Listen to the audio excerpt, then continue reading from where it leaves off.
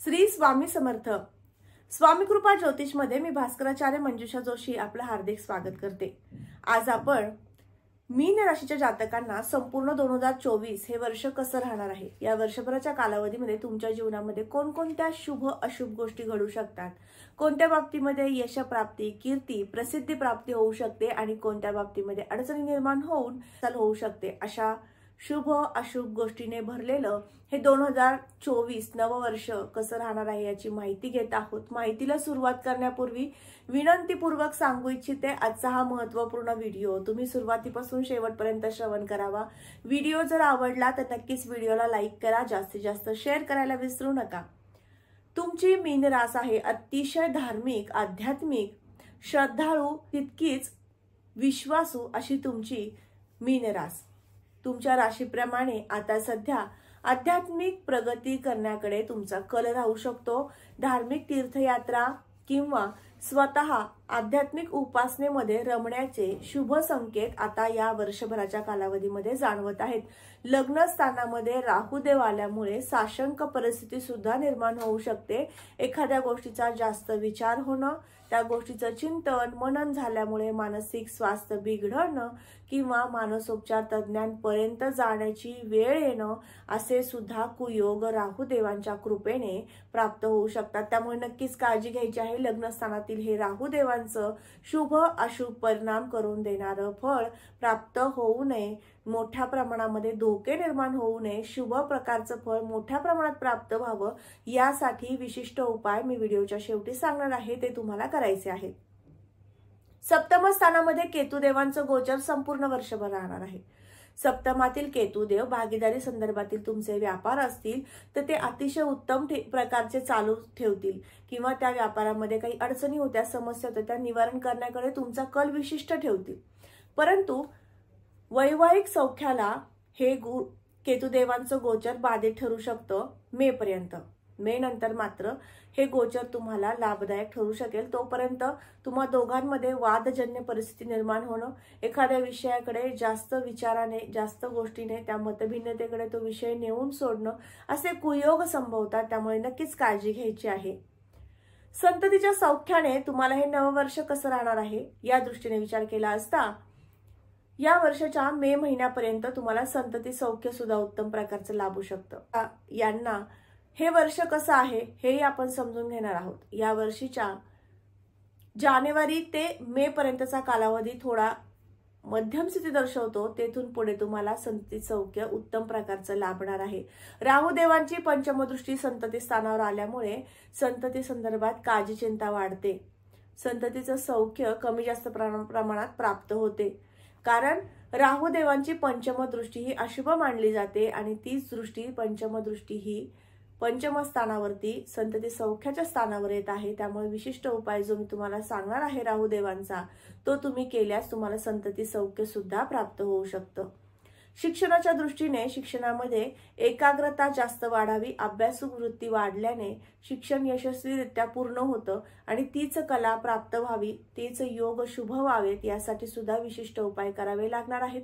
संपूर्ण वर्ष करिअरच्या दृष्टीने अतिशय उत्तम आहे. तुम्ही जे शिक्षण घेणार आहात त्या शिक्षणातनं उत्तम प्रकारचं करिअर प्राप्त होऊ शकतं, नोकरी प्राप्त होऊ शकते, व्यवसाय सुद्धा तुम्ही अतिशय उत्कृष्ट प्रकारचा करू शकता. व्यावसायिक दृष्टीने शिक्षण घेण्याचे योग जास्त मोठ्या प्रमाणात तुम्हाला या वर्षात अनुभवास येणार आहेत. एखादं कार्य सिद्धीत जाताना मनापासून ते केलं पाहिजे आणि ते करण्याची जिद्द हवी, तर तीच जिद्द निर्माण करून देण्याचं कार्य सुद्धा राहुदेव करतील. गुरुदेवांच्या कृपेने धनस्थिती उत्तम राहील.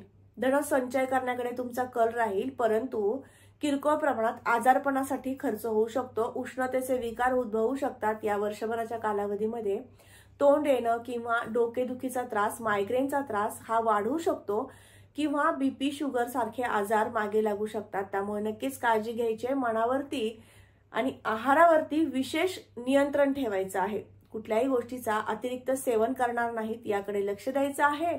आणि याचबरोबर तुमच्या आरोग्याच्या छोट्या मोठ्या तक्रारी निर्माण झाल्या तर त्याच्यावर लगेचच वैद्यकीय उपचार करून ते नियंत्रित आणण्याचा प्रयत्न करायचा आहे.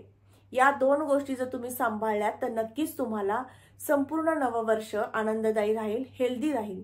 याबरोबरच तुम्हाला प्रेम प्रणय या संदर्भात विचार केला असता प्रेम प्रणयाच्या दृष्टीने हे वर्ष अतिशय उत्तम म्हणता येईल। तुम्हाला एकमेकांची साथ सोबत लाभेल। तुमच्या दोघांच्याकडनं एखादं चांगलं मांगलिक कार्यामध्ये सहभाग नोंदवण्याचे सुद्धा शुभ योग आहेत।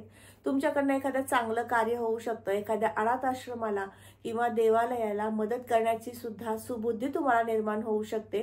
सामाजिक कार्यातनं सुद्धा तुम्ही पुढे येऊ शकता। आरोग्यदायी आणि उत्तम आयुष्य जगण्यासाठी सगळ्यात सोपा मंत्र म्हणजे वाणीवरती नियंत्रण ठेवा। ते नियंत्रण निघून जाण्याचे किंवा नियंत्रण नसण्याचे अशुभ योग सुद्धा या वर्षभरामध्ये मार्च ते डिसेंबर पर्यंत संभवत आहेत। नक्कीच तेवढ्या एका बाबतीमध्ये काळजी घ्या। पत्रिकेतील राहू देवांचं गोचर मीन राशीतून होणार आहे। नक्कीच तुम्हाला आध्यात्मिकतेकडे घेऊन जाणारं हे गोचर राहणार आहे। कुठल्याही कामामध्ये विलंबाने होणं किंवा त्या कामामध्ये कमी जास्त प्रमाणात अडचणी निर्माण होणं असे अशुभ योग येतात आणि याचं फळ सुद्धा तुम्हाला दिसून आलं असेल। कामामध्ये सातत्य कमी झाल्यामुळे कुठलेही काम करताना एक आनंद प्राप्त करून देणारी घटना तुमच्या जीवनात घडावी लागते आणि त्यानंतरच तुम्ही त्या कामाला झोकून देता, मनापासून त्या कार्यासाठी लागता आणि तेच कार्य इथून मागे काही महिने नव्हतं, तुमच्याकडे त्या कार्यामध्ये सातत्य नव्हतं किंवा ते काम तुमच्याकडनं घडत नव्हतं, पण आता मात्र ती प्रतीक्षा संपली।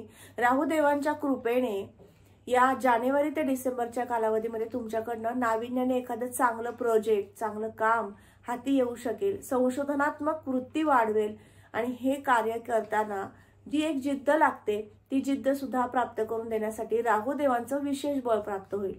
फक्त एक मोठं संकट प्राप्त करून देऊ शकतात राहुदेव, ते म्हणजे तुम्ही जर मादक पदार्थाचं सेवन करत असाल तर नक्कीच काळजी घ्यायची आहे। या संपूर्ण वर्षभरामध्ये राहुदेवांच्या अवकृपेने तुम्हाला ते व्यसन वाढण्याची शक्यता राहू शकेल। त्यामुळे कुंभ राशीच्या जातकांना विनंतीपूर्वक सांगू इच्छिते, व्यसनाधीनतेकडे जाऊ नका। असेल ते व्यसन कमी कसं होईल, बंद कसं होईल याकडे विशेष लक्ष द्या। याबरोबरच आर्थिक स्थिती कशी राहणार आहे, कर्जाचा बोजा कमी होणार आहे का, या दृष्टिकोनातून विचार केला तर मार्च नंतर तुम्हाला हळूहळू कर्जाचं प्रमाण कमी झालेलं जाणवेल। तुम्ही जे काम करताय, जे कष्ट करताय त्याला यश आलेलं दिसून येईल। कामामध्ये सातत्य फक्त ठेवा। नैराश्य आळस पण शनी महाराजांच्या कृपेने येणार आहे। म्हणजे बघा, शनी महाराजांचं शुभ आणि अशुभ फळ तुम्हाला संमिश्र पद्धतीने मार्च 2024 ते डिसेंबर 2024 पर्यंत राहणार आहे।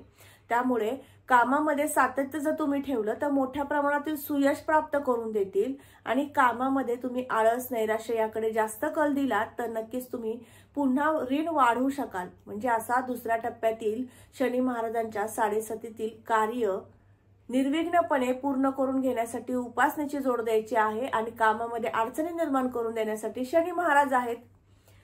आपण काय करतो, आपण किती मनापासून करतो हे सगळ्यात महत्त्वाचं ठरतं।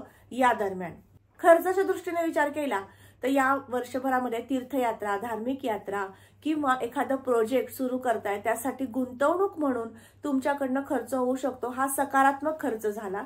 आणि आरोग्याच्या दृष्टीने तुम्हाला एखादं कुटील आजारपण जे सुरू झालं असेल तुमच्या मागे एखादा आजारपण, तर त्या आजारपणाची तक्रारी वाढल्यामुळे खर्च होऊ शकतो। त्यामुळे या वर्षाच्या जानेवारी, मार्च आणि जुलै महिन्यामध्ये या तक्रारी वाढण्याची शक्यता असते। तर हे महिने तुम्हाला सावधगिरीने आरोग्याकडे विशेष लक्ष देणारे ठरणार आहेत। व्यायाम, योग्य आहार, योग्य वेळी झोप या गोष्टी जर तुम्ही सांभाळल्या तर नक्कीच तुम्हाला या मोठ्या आजारपणातून सुद्धा बाहेर पडण्यासाठी शनिदेवांची कृपा होईल। आता आपण उपासनेकडे वळणार आहोत। उपासनेमध्ये सगळ्यात महत्त्वाचं नैराश्य कमी व्हावं, प्रत्येक गोष्टीमध्ये सुयश प्राप्त व्हावं म्हणून संपूर्ण वर्षभर शनी महाराजांचं दर्शन दर शनिवारी आणि मंगळवारी करायचं आहे आणि याचबरोबर मारुती स्तोत्र वाचन दररोज करायचं आहे। तुम्हाला यशस्वी झाल्याशिवाय किंवा तुमच्या जीवनातील कष्ट, दुःख, क्लेश दूर केल्याशिवाय शनी महाराज राहणार नाहीत आणि यश संपादन करून दिल्याशिवाय राहणार नाहीत। असे शुभ परिणामकारक हे मारुती स्तोत्र ठरू शकेल। तुम्ही नक्की ते करायचं आहे।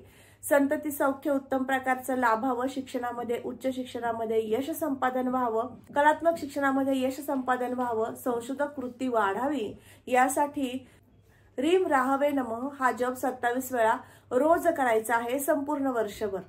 याबरोबर आरोग्य वृद्धिंगत होण्यासाठी आणि इतर काही गोष्टींमध्ये तुमचा पैसा खर्च होऊ शकतो. काही ठराविक महिने मी तुम्हाला सांगितल्याप्रमाणे, तर त्या महिन्यांमध्ये खर्चावर नियंत्रण राहावं आणि पैसा संचयाकडे जावा, आर्थिक स्थिती उत्तम व्हावी यासाठी रीम श्रीम क्लीम नमस्ते महालक्ष्मी देवे नमः हा जप 27 वेळा रोज करायचा आहे. सांगितलेली उपासनेमध्ये सातत्य ठेवा. कुठल्याही प्रकारचं व्यसन करू नका तुम्ही. तर आज आपण ही संपूर्ण माहिती घेतली की जानेवारी 2024 ते डिसेंबर 2024 या वर्षभरामध्ये तुमच्या जीवनात कोणकोणत्या गोष्टी घडणार आहेत, कोणते लाभ प्राप्त होणार आहेत. आजचा हा महत्त्वपूर्ण व्हिडिओ तुम्हाला कसा वाटला नक्की कमेंट करून सांगा. कमेंटमध्ये श्री स्वामी समर्थ लिहिण्यास अजिबात विसरू नका.